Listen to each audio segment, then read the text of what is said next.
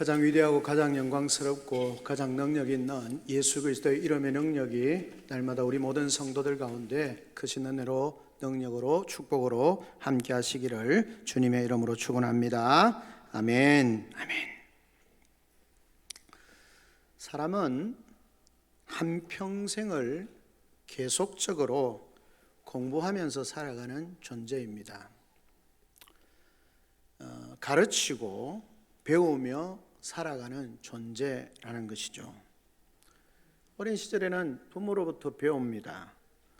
또는 또래 집단으로부터 배우기도 합니다. 그리고 학교라고 하는 교육기관을 들어가서 또 그곳에서 선생님으로 세움을 받은 분들로부터 배우게 되어집니다. 좀 더 나아가면 사실상 자녀들에게도 배우게 되어집니다. 심지어는 어린 소녀들도 할아버지가 뭘 하려고 하면 할배 그래 하면 안 되고 이렇게 하라고 그렇게 어린 소녀까지 자기가 섣부른 지식으로 가르치려고 하기도 합니다. 사실 배운다는 것은 새로운 지식을 받아들인다는 것이죠. 그리고 그 새로운 지식을 받아들이는 그런 정도에 머무르는 것이 아니라 받아들인 지식에 따라서 이전에 있던 낡은 생각들이라든지 그런 것들을 내어보내기도 합니다. 계속적으로 배워서 새로운 정보 또는 새로운 지식을 몸에 익히면서 살아가는 것, 그것이 인생이다, 그렇게 말할 수 있겠습니다. 우리는 귀로 듣고 배웁니다. 눈으로 보고 배우기도 합니다. 그리고 몸으로 체험하면서 배우기도 합니다. 사실 우리의 생활 자체가 그 전부가 우리의 가르침을 주는 귀한 교재가 되어지고, 그래서 우리는 우리의 삶을 인하여서 교육이라는 말을 할 때 평생교육이라는 말을 씁니다. 평생에 우리가 하나님 앞에 서는 그날까지 배우고 익히고 그렇게 살아가야 한다라고 그렇게 말할 수 있겠습니다. 우리는 잘 배워서 좋은 성숙한 인격과 특히 그리스도인으로서 잘 배우고 익혀서 성숙한 성장하는 그런 그리스도인으로 하나님 앞에 서야 할 것입니다. 위대한 문호였던 셰익스피어가 위인에 관해서 뛰어난 위인에 관해서 세 가지 유형으로 그렇게 분류를 하는 것을 보게 되어집니다. 첫째 유형은 우리가 흔히 잘 아는 것처럼 날 때부터 탁월한 사람, 어찌 보면 위대한 사람으로 태어나는 사람들이 사실 있습니다. 그 자체가 무슨 사회적으로 위대하다 그런 것보다도 태어날 때부터 천혜적으로, 그러니까 하늘의 혜택을 받은 그런 사람들로 위인형의 사람이 있습니다. 탁월한 지식과 지능과 그런 것들을 가지고 있죠. 흔히 말하는 천재형의 사람들이라고 말할 수 있겠습니다. 두 번째 유형은 노력형입니다. 위대해지는 사람, 이 노력으로 인해서 위대해지는 사람이죠. 정말 피땀 흘려서 공부도 하고 1만 시간의 법칙, 1만 번의 법칙이라는 것을 통해서 그런 수만 번의 1만 번의 어떤 반복되어지는 것을 통해서 자기 어떤 실력과 인격을 세워가는 거죠. 훈련도 쌓고 많은 수고 끝에 사회가 인정하는 그런 위대한 사람으로 나타나는 그런 모습들을 보게 되어집니다. 그렇게 신앙적으로도 세워져 가는 사람을 보기도 하는 것입니다. 그런데 이 셰익스피어가 중요하게 생각하는 세 번째 유형의 그런 위인이 있습니다. 위대한 위인이 될 것을 강요당한 위인이 그런 부류다, 그렇게 분류를 합니다. 그러니까 본인은 전혀 그런 상황이 아니었는데 그런 상황에 의해서 강압적으로 위대한 인물이 되도록 만들어지는 부류가 있다라고 하는 것입니다. 흔히 말해서 악조건 속에서 정말 자기는 그렇게 하고 싶지 않았지만 악조건 속에서 그렇게 되어진 사람들. 그래서 우리가 철학자들을 이야기할 때 종종 위대한 철학자들은 대부분 악처들이 많다, 그렇게 이야기를 합니다. 정설은 아니지만. 그래서 우리가 아는 것처럼 소크라테스가 위대한 악처로 인해서 훌륭한 철학자가 되어졌다, 그렇게 말하는 경우들을 보게 되어지는 것입니다. 그 말은 그럴 수밖에 없도록 강요당하는 그 강제성 속에서 의인이 되고 훌륭한 인격을 가진 사람이 된다, 또는 신앙인이 되는 모습들을 볼 수 있다라고 그렇게 말하는 것입니다. 사회학자들이 흔히 인생의 자기 형성 과정, 자기 인격과 자기 어떤 형성 과정을 이야기를 할 때에 다양한 면으로 해석을 합니다. 피터 버거라고 하는 사람과 루크만이라고 하는 학자가 그렇게 말합니다. 사람은 자기 형성 과정을 이루어가는데 그것을 흔히 말해서 사회화라고 하는 것입니다. 그러니까 한 사람이 어떤 인격을 자기 형성을 해가는 데 있어서 중요한 게 사회화, 그 공동체 속에서 독단적인 삶이 아니라 사회화되어져 가는 그런 모습이 있다라는 거죠. 그것을 외적 표현, 이거 우리가 좀 이야기하면 객관적이다 그렇게 표현을 하기도 하고, 또는 내면화라고 하는 방식을 통해서 자기 인격이 형성이 된다라고 하는 것입니다. 그걸 설명할 때 이렇게 말합니다. 우리는 세상의 삶을 살아가면서, 태어나서 세상을 살아가면서 늘 밖으로부터, 세상 내 아닌 어떤 밖으로부터 도전을 계속해서 받는다는 겁니다. 그렇죠. 우리가 살아가면서 내 혼자만 살아갈 수 없으니까 사회로부터, 밖으로부터 여러 가지 도전을 받게 되어진다는 것입니다. 그래서 상황이라고 하는, 또는 많은 인격들을 접촉하고 만나게 되어지는 것입니다. 그리고 그 사회가 가지고 있는 그 사회 집단의 기대하는 그런 모습들도 있다는 거죠. 사회화된다는 것은 그런 상황을 만나고 인격을 만나고 사회의 어떤 기대에 부응하고 적응하기 시작하게 되는 것입니다. 그것을 위하여서 스스로 노력하게 된다는 거죠. 그러다 보면 나라고 하는, 나 개인이라고 하는 독립적인 어떤 그런 세계로부터 내 혼자 있을 수 없으니까 결국은 밖이라고 하는 세상 속으로 나오게 되어지고, 그 사회라고 하는 권위, 사회라고 하는 제도, 체계, 이런 것들 가운데 인정할 수밖에 없는, 그래서 내 혼자 사는 것이 아니라 사회 공동체 안에서 그 존재를 인정하면서 살아가게 된다는 거죠. 이제 사회라는 것이고, 그것이 이제 객관화되어지는 것이죠. 그런데 객관화만 되는 것이 아니라, 그렇다고 해서 그 사회의 흐름에 무조건 따라가는 것이 아니라, 그런 사회 속에서 자기의 정체성, 나는 누군가, 자기의 정체성을 형성해 가는 것이죠. 이것을 사회학적으로 내면화라고 말합니다. 그러니까 사회에서 자기 형성 과정은 객관화와 내면화를 통해서 자기 인격이나 삶이 형성되어진다라고 그렇게 말하는 것입니다.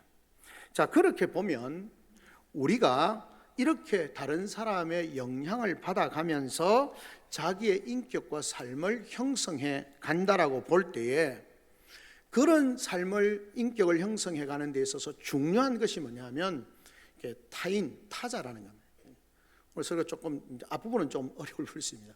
중요한 타자라고 그렇게 말합니다. 철학적으로 타자라는 상대방은 굉장히 중요하거든요. 그래서 내라고 하는 인격이 형성되어질 때 내 앞에 있는 타자, 그것도 아주 중요한 타자의 영향을 받으면서 내 인격과 삶이 객관화되거나 내면화되거나 이런 일들이 일어난다는 거죠. 근데 중요한 타자의 첫 번째가 누구겠습니까? 부모님입니다.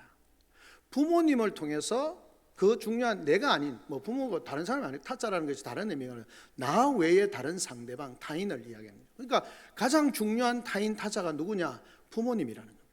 태어나면서부터 그 부모님을 만나고 그 부모님의 어떤 삶의 패턴을 통해서 내 인격과 삶의 가치관에 많은 영향을 받는다는 거죠. 그런가 하면 또 어떤 사람이 있겠습니까? 다름이 아니라 선생님이라고 말할 수 있습니다. 그 선생님을 통해서 자기에게 중요한 인격과 어떤 삶을 자기 형성하는 데 있어서 중요한 역할을 하게 되어진다라고 하는 것입니다. 중요한 것은 누구냐 하는 것에 문제가 있다는 거죠. 그 중요한 타자가 누구냐 하는 것이죠. 어떤 분이 이런 글을 쓰는 것을 보게 되어집니다. 누구건 어떤 사람이건 한 사람이 예수를 믿으려면 위대한 그리스도인을 한 사람 만나야 한다.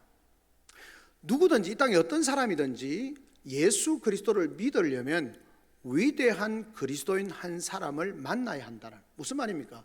나라고 하는 어떤 객체가 내가 그리스도를 알아가는 일에 있어서 중요한 게 뭐냐면 중요한 타자, 예수 그리스도를 믿는 중요한 타자를 내가 만나게 되어질 때 그 역량을 통해서 내가 예수 그리스도를 믿게 되어진다라고 그렇게 말한다고 볼 수 있는 것입니다.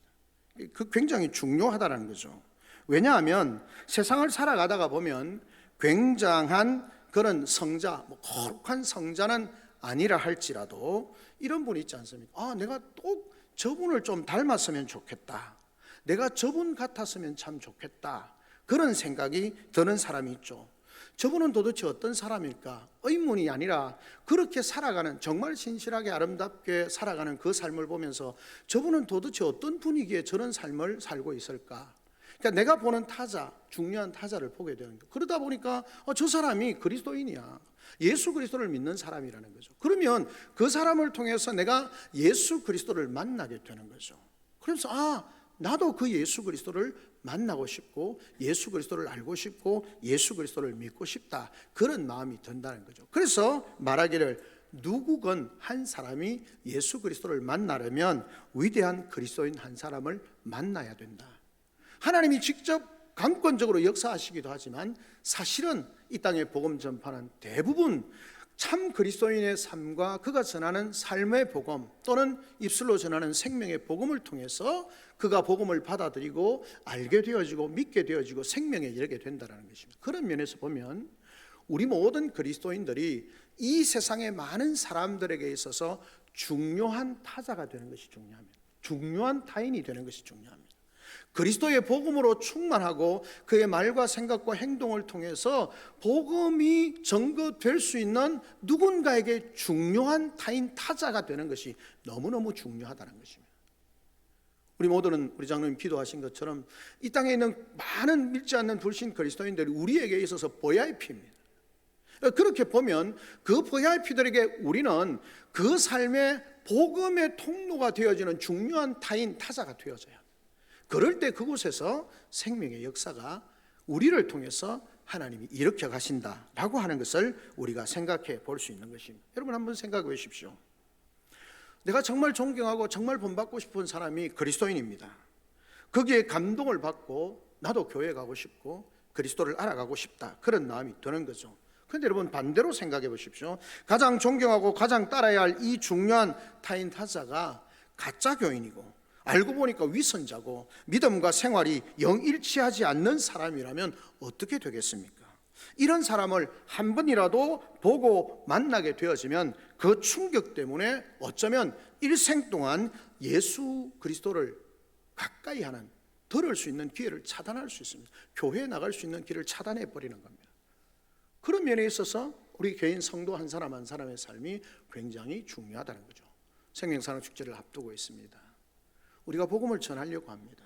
그렇게 보면 우리 앞에 있는 중요한 VIP가 단순히 그 중요한 VIP다, 기도한다 이런 정도를 넘어서 그들에게 있어서 우리는 중요한 타인, 복음, 이 생명을 가진 자가 되어지고 예수 그리스도의 십자가의 복음이 충만한 사람이 되어져서 그 한 사람에게 그 인생을 바꿀 수 있는 중요한 타자가 되어지는, 하나님께서 그런 나를 통해서 그 인생을 변화시켜가는 복음의 생명의 역사를 일으켜가는 그런 대상이 되어져야 한다는 것입니다. 중요한 타자라는 것은 그만큼 중요한 것입니다. 그런데 좀 아쉽고 한 걸음 더 나가면 슬픈 것은 요즘 세대에 이렇게 누군가를 본받고 따라가고 싶은 그런 삶을 살고 싶은 사람들이 많지 않다는 것입니다. 목회자인 저도 부끄럽죠. 소위 지도자라고 하는 분들이 문제입니다. 높이 존경하고 우러러 볼 수 있는 지도자들인데 정말 그렇게 할 수 있는 분들이 많지 않다는 것입니다. 너무나 큰 실망이라는 것입니다. 유교의 경전이라고 말할 수 있는 논어라고 하는 책이 있습니다. 이건 공자의 말과 공자의 제자들의 말을 정리해 놓은 것인데요, 거기에 보면 이런 말이 있습니다. 윗사람의 몸가짐이 바르면 명령하지 않아도 백성들은 따른다. 그러나 윗사람의 몸가짐이 부정하면 아무리 호령을 해도 백성은 따르지 않는다. 윗사람의 몸가짐이 올바르면 백성들에게 호령하거나 큰소리 치거나 이렇게 하지 않아도 따른다는 것입니다. 반대로 윗사람의 몸가짐이나 행동 거지가 바르지 않으면 그 밑에 사람들이 아무리 뭐라 한다 할지라도 안 따른다는 겁니다. 뭘 바르면 그냥 호령하지 않아도 그냥 기쁜 마음으로 따라가지만 그렇지 않으면 따라가지 않는다는 것입니다. 여러분, 세상이 법을 잘 만든다고 해서 그런 일이 일어날까요? 그렇지 않습니다. 감옥을 많이 만든다고 해서 죄인들이 줄어듭니까? 그렇지 않습니다. 이 말처럼 이렇게 나오는 것처럼 윗사람이 아무 소리를 큰 소리로 호령하지 않는다 할지라도, 협박한다 할지라도 윗사람의 몸가짐이 바르면 그냥 따라가는 겁니다. 그렇지 않으면 백성들이 따르지 않는다라는 거죠. 우리의 가정도 마찬가지입니다. 교회도 마찬가지입니다. 우리의 공동체도 마찬가지입니다. 그런 면에서 보면 늘 부족하고 연약함을 돌아보게 되어지고 회개하게 되는 거죠. 가정도 그렇고 교회도 그렇습니다. 부모가 앞서 섬기는 자들의 몸가짐이 바르지 못하다면, 정말 바르다면 구태여 이렇게라 저렇게라 뭐 하지 않아도 그분들의 삶의 모습 자체가 도전이 되어지고 위로가 되어지고 힘이 되는 것이죠. 아이들이 따라가는 겁니다. 후배들이 따라가는 겁니다. 그러나 부모의 몸가짐이 만약에 가정에서 바르지 못하다면 아무리 아이에게 채찍을 가고 큰 소리를 한다 할지라도 자녀들이 따라가지 않는 거죠. 아버지도 엄마도 그렇게 하지 않으면서 왜 우리에게 그걸 강요하냐 라고 그렇게 말하는 거예요. 아무리 올바른 소리를 해도 그 자녀들에게 먹혀들지 않는다는 것입니다. 본받을 만한 사람, 나에게 본을 보여주는 사람, 이 중요한 타자가 나에게 있는가 하는 것입니다. 아니, 반대로 우리는 이 세상에 복음으로 충만한 사람으로서, 복음의 그런 능력을 가지고 있는 사람으로서 세상의 많은 사람들에게 정말 그들의 인격과 삶을 바꿀 수 있는 중요한 타자가 되어지느냐.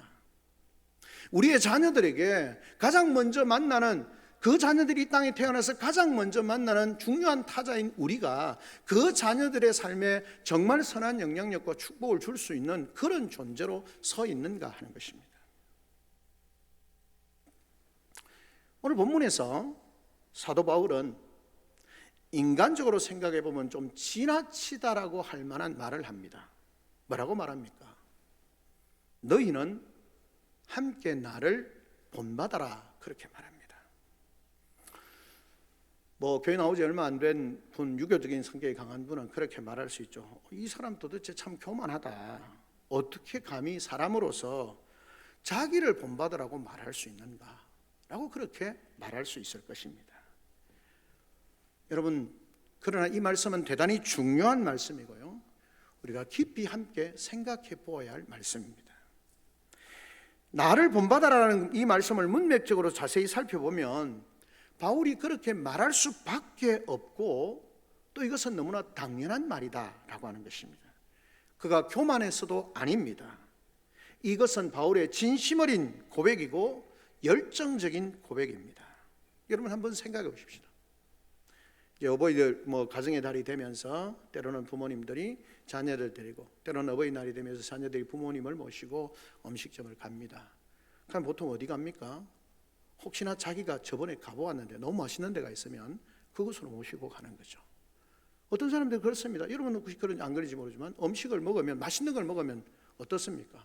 와, 여기에 꼭 부부애가 깊은 사람은 우리 남편을, 아내를 데리고 와야 되겠다. 부모가 같이 먹으면 이 맛있는 거 나중에 자녀들하고 같이 한번 와야 되겠다. 너무 좋은 데 보고 있으면 그 자녀들이 나중에 부모님 모시고 여기 한번 와야 되겠다. 이 맛있는 걸 한번 대접해야 되겠다. 그런 마음 드는 것 당연한 것 아니겠습니까?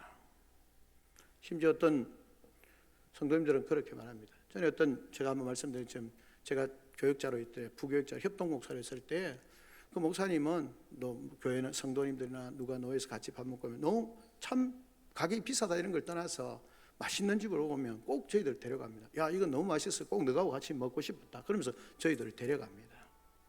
성도님 중에서도 목사님 어디 갔는데요, 가격도 사고 너무 맛있던데 다음에 한번 같이 먹으러 갑시다 이러면서 전도를 합니다. 식당 전도를 하죠. 예, 맛있는 거 먹으러 하자고 이렇게 전도를 합니다. 내가 좋다고 여겼을 때 다른 사람도 이래 보았으면 하고 생각을 하는 것입니다. 여러분, 이게 잘못된 것입니까? 이게 교만입니까? 결코 그렇지 않습니다. 그래서 바울은 모든 사람들이 나와 같이 되기를 원한다라고 말합니다. 사도행전 26장에 우리가 잘 아는 것처럼 29절에 보면 바울이 아그리빠 왕 앞에서 재판을 받습니다. 또 꽁꽁 묶여가지고 재판을 받습니다. 자신의 목숨이 경각에 달려있는 그런 상황입니다. 그 중요한 시간에 바울이 뭐라 말합니까? 당당하게 이렇게 말합니다. 내가 정말 당신뿐 아니라 오늘 내 말을 듣는 모든 사람들이 다 이렇게 결박한 것 외에는 나와 같이 되기를 원한다. 지금 포박당해가지고 재판을 받고 있는데 지금 이렇게 포박당해 있는 이거 말고는 모든 사람들이 나와 같이 되기를 원한다. 예수 그리스도 안에서 그 생명이신 예수 그리스도를 내가 만났고 그 영생의 축복을 가지고 있고 영원한 하나님 나라의 소망을 가지고 있고 내가 이 땅에서 어떻게 될지 모르지만 나는 영원한 삶에 대한 확신이 있기 때문에 모든 사람들, 지금 자기를 재판하고 있는 아그리빠 왕이나 모든 사람들에 대해서 당신들이 다 나와 같이 되기를 원한다. 표현하면 구걸하고 거지 얻어먹는 사람이 가장 부유한 집 앞에 사람에 가서, 안 믿는 사람 앞에 가서 그렇게 말하는 거면 당신이 정말 나와 같이 되기를 원한다, 그렇게 말하는 것과 비교해 볼 수 있습니다. 사랑하는 성도 여러분, 여러분은 세상을 향하여서, 여러분 주위에 있는 사람들을 향하여서, 여러분의 자녀를 향하여서 그렇게 말할 자신이 있으십니까?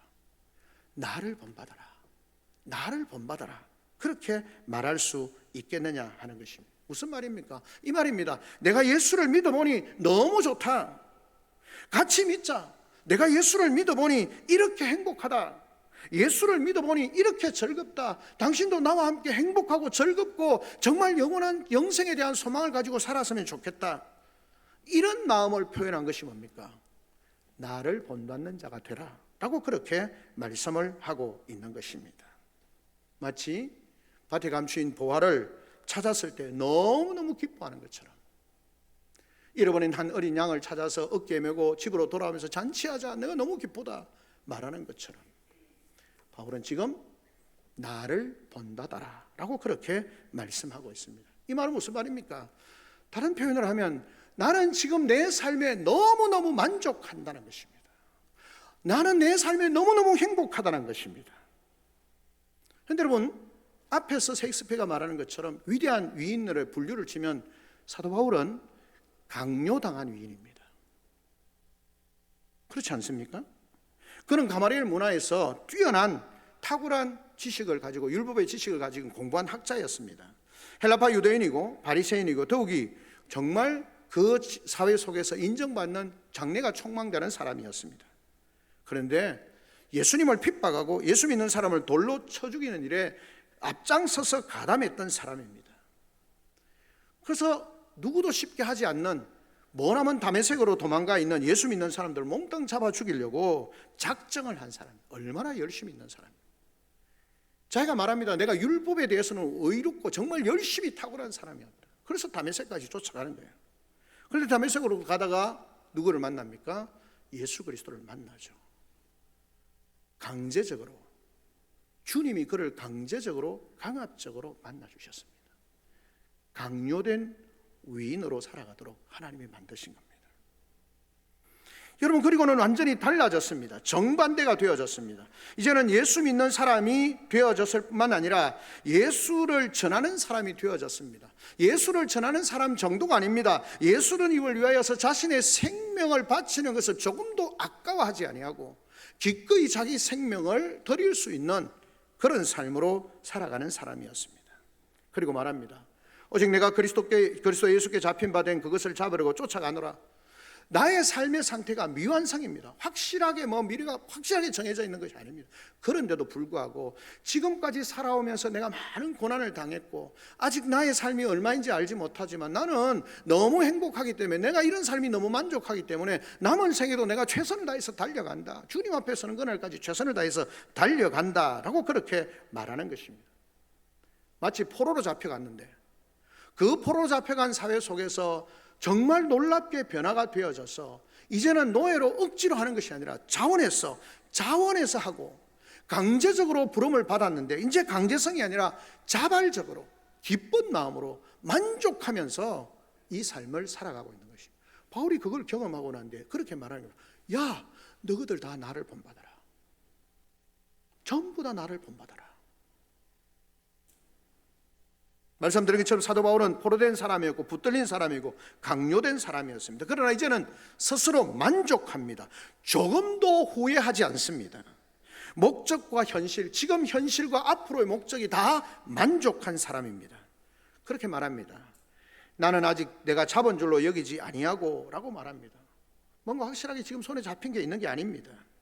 그만큼 미완의 상태이지만 그래도 앞으로를 향해서 온몸을 다해 정성을 다해서 달려갑니다. 조금도 후회가 없습니다. 만족합니다. 사랑하는 성도 여러분, 우린 질문해 보아야 합니다. 여러분은 어떻습니까? 여러분은 만족하십니까? 예수 그리스도로 인해서 어느 정도 만족하십니까? 다시 한번 물어보겠습니다. 여러분의 직업에 대해서 만족하십니까? 여러분의 삶에 대해서 만족하십니까? 여러분의 신앙에 대해서 만족하십니까? 자신의 삶에 대해서 아들아, 내가 이 일을 해보니까 너무 좋아. 너도 이 일을 했으면 좋겠어. 그렇게 말하는 사람이라면 그 직업에 대해서 정말 만족하고 기쁨의 삶을 사는 겁니다. 너희가 일평생 하고 돌아서서 이거 하지 마, 절대 이거 하지 마, 그럼 그 인생이 얼마나 허무합니까? 그 말하는 부모 앞에서 자식은 뭘 해야 됩니까? 만족함이 없는 거죠. 사랑하는 성도 여러분, 조심스럽게 질문합니다. 여러분의 가정은 만족하십니까? 여러분의 가정은 성공하셨습니까? 어떤 계기를 통해서 우리의 부끄러운 모습들이 혹시 폭로되지 않을까 걱정이 되십니까? 아버지가 없는 집에서 아이들이 사고를 쳤습니다. 엄마가 하는 말이 뭡니까? 어째 너는 너가 아버지를 꼭 빼닮았냐? 여러분, 그 가정에 무슨 기쁨이 있겠습니까? 결혼할 때가 돼가는데 아버지가 아들을 불러놓고 여러 가지 이야기를 하면서 어떤 여자하고 결혼해도 상관이 없는데 너희 엄마와 같은 사람이 아니면 된다. 그러면 그 가정이 뭐가 되는 겁니까? 엄마가 딸을 데려놓고 막 이야기하다 끝에 가서 하는 말이 너희 아버지 같은 사람만 안 만나면 된다.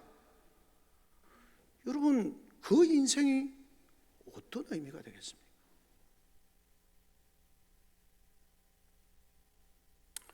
여러분의 인생을 결혼을 할 때 자녀들 두고 그래, 너 참 잘 살고 행복하면 좋겠다. 근데 딱 한 가지만 부탁할게. 너가 엄마 같은 사람만 만나라. 너가 아버지 같은 사람만 만나라. 여러분, 그 인생이 성공한 인생 아니겠습니까?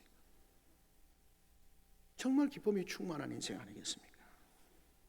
그렇게 해야 성공한 사람이고 행복한 사람이 되는 겁니다. 그래서 바울은 말합니다. 함께 나를 본받는 자가 되라. 내가 선택한 모든 이 삶 너희들이 보면서 따라라. 어떤 책에 보니까 어떤 의사는 뭐 다는 아니지만 대부분 좀 넉넉하게 살지 않습니까? 근데 이 의사는 가난하게 사는 분이었습니다. 여러 자녀들과 함께 많은 고생을 하고 수고했습니다. 자녀들이 자라서 결혼을 하게 되어졌습니다. 딸이 시집가는 날 아침에 가족들이 다 모여서 예배를 드립니다. 아버지가 자녀들을 모아놓고 시집가는 딸에게 이런 이야기를 합니다. 내가 의사다. 너희가 아는 것처럼 나도 남들처럼 이래저래 양심에 꺼리끼는 일을 하지 않고 그렇게 사양하지 않고 그렇게 했더라면 돈도 많이 벌었을 거고, 물론 의사들은 무조건 뭐 부정하다 이런 의미로 아닙니다. 아버지가 그렇게 말하는 거죠. 너희들을 이렇게 고생시키지도 않았을 텐데 내 딴에는 진실하게 살려고 하다 보니 너희들도 고생하고 나도 고생하고 고생 참 많이 했다. 근데 나 나름대로 믿음으로 살려고 애를 썼단다. 내가 이제 와서 무슨 말을 할 수 있겠냐? 부디 너희는 지금까지 보고 들은 대로 나같이 살아다오. 나같이 살아다오. 여러분, 그 말을 하는 부모, 그 말을 듣는 자녀, 어떤 마음이겠습니까? 우리의 삶이 그런 것 아닙니까? 오늘 서성의 주일이라고 말하기도 합니다. 사실 우리 부모가 다 서성이고요, 우리 믿음의 선진들이 다 서성이 될 수 있습니다. 우리의 따라오는 자녀들에게, 우리의 따라오는 후배들에게 나같이 나를 본받으라고 말할 수 있었으면 좋겠습니다. 바울은요, 추상적인 이론을 말하고 있지 않습니다. 그는 이미 스스로 몸을 바쳐서 행하고 최선을 다했습니다. 그것뿐입니까? 아닙니다. 바울이 이렇게 말합니다. 빌립보서 2장 17절에 보면 너희 믿음의 제물과 봉사에 내가 나를 관제로 드릴지라도 나는 기뻐한다라고 말합니다. 관제라는 게 뭡니까? 포도주를 쏟는 것으로, 그 피를 쏟는 것을 의미하는 것입니다. 나는 내가 하고 있는 일에 만족하고 있다. 내가 달려가는 길에 확신한다. 나는 이만큼 행복하고 내 몸의 피를 다 쏟아붓는다 할지라도 나는 기뻐할 것이다. 그러니 나를 본받아라. 우리 교사들이 그냥 성경 지식 가르치는 것이 아니라 그렇게 자신의 삶을 드리면서 너희들이 나를 본받았으면 좋겠다 말할 수 있을 마음으로 그렇게 살아야 되지 않겠습니까? 우리 부모가 우리의 자녀들에게 그렇게 말해야 되지 않겠습니까? 세상의 많은 사람들을 향하여서 당신들이 다 나와 같이 되기를 원한다라고 말할 수 있어야 되지 않겠습니까? 생명산습주를 하면서 준비하면서 우리의 마음의 준비가 뭘 필요합니까? 우리가 정말 우리 자신을 돌아보면서 세상을 향해서 당신들이 지금 돈도 많이 벌고 넉넉하고 좋은 차 타고 그렇게 다니는 것처럼 보이지만 당신들이 다 나와 같이 되었으면 좋겠다라고 말할 수 있는 그런 성도가 되어지고 교회가 되어져야 되지 않겠습니까? 정말 어렵게 힘들게 살아가는 자녀들처럼 보이지만 그 자녀들을 향해서 너희들이 나를 본받는 자가 되었으면 좋겠다라고 말할 수 있는 부모가 되어져야 되지 않겠습니까? 그러면 그 가정은 행복하고 그 가정은 성공한 가정이고 그 가정은 하나님이 함께 하시고 축복하시는 가정이 되는 것입니다. 나를 본받아라. 바울이 똑똑하고 잘나고 자기 열심을 본받으라는 겁니까? 그거 아니지 않습니까? 예수 그리스도를 본받고 따라가려고 하는 나를 본받아라. 그러면서 바울이 더 중요한 말, 뒤에 하는 말이 뭡니까? 이렇게 말하는 겁니다. 나를, 오늘 본문에 나오는 것처럼 17절에 그렇게 말합니다. 18절에 내가 여러 번 너에게 말하고 이제도 눈물 흘리면 여러 사람이 그리스도의 원수가 되었다라고 말하면서 뒤에 멸망이다 뭐 이런 것들을 이야기합니다. 그래서 17절 뒷부분에 이렇게 말합니다. 너희가 우리를 본받은 것처럼 그와 같이 행하는 자들을 눈여겨보라. 그렇게 말합니다. 무슨 말입니까? 나를 본받으라 말할 뿐만 아니라 많은 사람들 중에 나를 본받기 위해서 따라오는 무리들이 사람들이 있는데 그들을 귀하게 여기고 사랑해라라는 것입니다. 무슨 말입니까? 그리스도를 본받아 따라가려고 하는 그 사도 바울, 그런 사도 바울을 본받아 따라가려고 하는 사람들을 존귀 여기고 귀히 여기고 사랑하라는 겁니다. 여러분, 교회가 예수 그리스도를 따라가려고 하는 사람을 중요하게 생각해야 됩니다. 귀히 여겨야 됩니다. 내 마음에 드는 사람을 중요하게 생각하는 게 아니고 내가 하자는 대로 하는 사람을 중요하게 여기는 것이 아니고 예수 그리스도를 본받아 따라가려고 하는 그 삶을 살아가는, 그렇게 살아가려고 노력하는 사람을 귀히 여겨야 합니다. 사랑해야 됩니다. 존중해야 합니다. 사도 바울이 말하는 거죠. 내 모든 걸 다 버렸다. 예수 그리스도를 아는 지식이 가장 고상하기 때문에 이전에 놀랍던 지식도 자랑하지 않는다. 다 버렸다. 왜? 예수 그리스도를 아는 지식이 가장 고상하기 때문에. 그래서 나는 그 예수 그리스도를 목숨 다해서 따라간다. 내 삶을 다 버리라는 것이 아닙니다. 그걸 중요하게 생각하지 않는다는 겁니다. 그 말은 예수 그리스도를 믿는 믿음을 위하여서는 그건 언제든지 다 포기할 수 있다는 겁니다. 중요한 것, 우리가 포기할 수 없는 그 예수 그리스도를 믿고 따라가는 삶을 위해서 포기해도 되는 것들은 내가 포기하겠다는 겁니다. 그런 바울의 삶을 본받으라는 것입니다. 이 부분에 대해서 공동번역과 새번역은 이렇게 표현합니다. 그리고 여러분과 같이 우리를 모범으로 삼고 따르는 사람들을 눈여겨보십시오. 표준서번역은 우리를 본받아 생활하는 사람들을 익히 보십시오 라고 그렇게 말합니다. 무슨 말입니까? 나를 본받을 뿐만 아니라 나를 본받으며 사는 사람들을 존경하고 그들을 사랑해라는 것입니다. 예수님을 본받는 자를 존경해야 합니다. 사랑해야 됩니다. 그러면 여러분도 예수님을 본받게 될 것입니다. 예수 그리스도를 본받는 사도 바울을 존경하고 따라가는 그 사람을 귀히 여기면 우리도 그런 삶으로 따라가게 되는 것이죠. 사랑하는 성도 여러분, 우리의 삶이 서성의 주일을 맞이하면서 생명사랑 주일을 앞두면서 우리 두 가지 공통적으로 그렇게 말해야 합니다. 나를 본받는 자가 되라.